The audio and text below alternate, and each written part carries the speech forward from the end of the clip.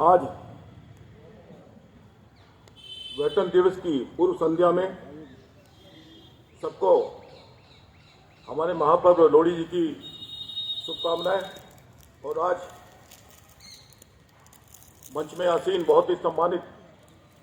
हमारे प्रदेश के सैनिक कल्याण मंत्री मेरे बड़े भाई पूर्व सैनिक गणेश जोशी जी, मंच में आसीन सब्बरवाल साहब, जनरल डिमरी जी, मंच में आसीन समस्त हमारे वरिष्ठ सैन्य अधिकारी, नाम से सबके परिचित नहीं हूं, और मेरे सामने बैठे मेरे बहुत ही सम्मानित उपदल के एमडी बी साहब, सैनिक कल्याण के निदेशक अमृत लाल जी ब्रिगेडियर साहब, और समझ जितने हमारे यहाँ पे पूर्व सैनिक हमारे बैठे हैं, मेरे साथी, मेरे साथ में जो सहयोगी साथी आए हैं, सब सीनियर अफसर, सबको मैं अपने लोगों को सबको प्रणाम करता हूं। और आज जो इस वेटरन दिवस के इस पूर्व संध्या में देखते, इस कार्रवाई को देखते हुए और इस कार्यक्रम को देखते हुए मुझे ऐसा लगता है, हमारी उम्र भी 64-65 वर्ष की हो चुकी है। इतने वर्षों में आज तक कभी इस प्रकार की वेटरन दिवस में पूर्व संध्या में इस प्रकार का कार्यक्रम नहीं देखा, जहां पर हमारे सैनिक में जो फौज के अंदर में सिपाही से लेके जनरल तक जो अंतिम कड़ी होती है, जिसको मिलकर पूरी फौज बनती है, उसका पूरा संगम आज इस कार्यक्रम में दिखाई दे रहा है। और जैसा कि सब्बरवाल साहब ने बताया कि पिछले 8 सालों से ही इस वेटरन दिवस को मनाया जा रहा है, तो मैं इसको कह सकता हूं और ये समझ सकते हैं कि आज से पहले जितनी सरकारें आई, उन सरकारों ने हम लोगों को सिर्फ एक मुख्य धारा में कभी जुड़ने ही नहीं दिया। आज मुझे बड़ा अच्छा लगता है कि आज हमारा एक सिपाही सैनिक कल्याण मंत्री है, हमारे मुख्यमंत्री वो भी एक सैनिक के पुत्र हैं, और हमारे जो राज्यपाल हैं वो भी सैनिक पृष्ठभूमि से हैं। तो जैसा कि कहा जाता है कि उत्तराखंड सैनिक बहुल प्रदेश है, लेकिन आज से पहले नहीं लगता था, लेकिन अब ऐसा लगता है कि वाकई उत्तराखंड के अंदर सैनिकों का एक बहुत बड़ा राज है। और जो वर्तमान में जो हमारी जो केंद्र सरकार है, इस केंद्र सरकार के जो काम, जैसा कि हम देखते हैं कि आज से पहले जब हम लोग फौज में रहे, हमने किसी नेता को नहीं देखा, कोई हमारे पास नहीं आया, लेकिन आज टीवी के माध्यम से, व्हाट्सएप के माध्यम से हम देखते हैं कि हमारे सैनिक कल्याण मंत्री, मैं प्रदेश से शुरू करता हूं, जब भी कोई होली दिवाली होती है तो हमेशा सैनिकों के पास जाकर सैनिक होली मनाते हैं। और हमारे देश के प्रधानमंत्री ऐसी ऐसी जगह में जहां पे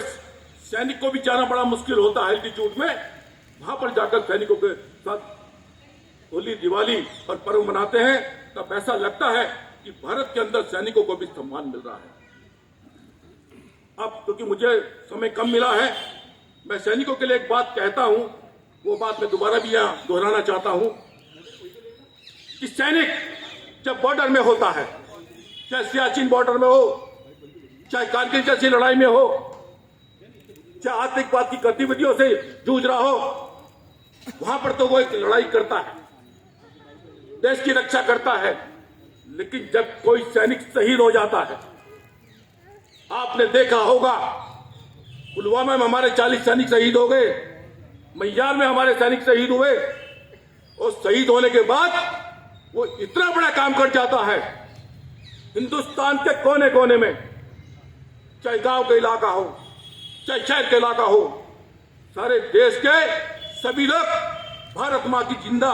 भारत माता की जय, भारत माता की जय के नारे लगाते हैं। पूरे देश की एकता को एक कर जाता है। अब मैं ज्यादा नहीं कहूंगा, एक बात जरूर कहूंगा, जब मोदी जी यहां पे आए थे, मैंने भी उनका भाषण सुना था, तो उन्होंने कहा था कि उत्तराखंड देवों की भूमि है, चारों धाम यहां पे हैं, यहां पे 5वां धाम भी होना चाहिए, सैन्य धाम भी होना चाहिए। उस चीज को पूरा करने के लिए हमारे प्रदेश की सरकार और खासकर हमारे सैनिक कल्याण मंत्री गणेश जोशी जी ने जो काम किया है, जो काम सैनिक धाम का जो चल रहा है, जिसमें हमारे उत्तराखंड की सारी नदियां का पानी, शहीद के घर की मिट्टी एक साथ लाकर जो सैन्य धाम में रखा जा रहा है, मैं समझता हूं कि आने वाले समय में देश विदेश कहीं से भी कोई आएगा तो जब पांचों धाम में जाएगा तो सैन्य धाम में भी जरूर आएगा। इतना बड़ा काम। और एक बहुत बड़ी बात इसमें यह है कि जो हमारे शहीद हैं, इतनी बड़ी प्रेरणा उनके परिवार को, उनके गांव वालों को मिलेगी जब उसमें नाम पढ़ेंगे वो कि मेरे दादा का नाम है, ये मेरे चाचा का नाम है, मेरे परदादा का भी नाम इसमें लिखा है। कितना गौरवान्वित महसूस करेंगे वो अपने को। और मैं ये सुंदर काम के लिए माननीय गणेश जोशी जो मेरे बड़े भाई भी हैं, मैंने इनको संघर्ष करते हुए बचपन से शुरू से देखा है। और हमारे सैनिकों के लिए एक बहुत बड़ा, वो भी हमारे आइकॉन भी वो पे हैं कि हमारे लिए वो इतना बड़ा काम कर रहे सैनिकों के लिए। और आज सरकार ने एक इतना अच्छा काम किया है, मैं इस बात को कह के अपनी बात को खत्म करूंगा। आज से पहले जब हम सचिवालय में जाते थे तो सचिवालय में हमें पास बनाना पड़ता था, हमें छोटा टिकट बनाना पड़ता था, हो सकता टिकट गलत भी बन जाए। लेकिन ये बात हमने मंत्री जी के सामने रखी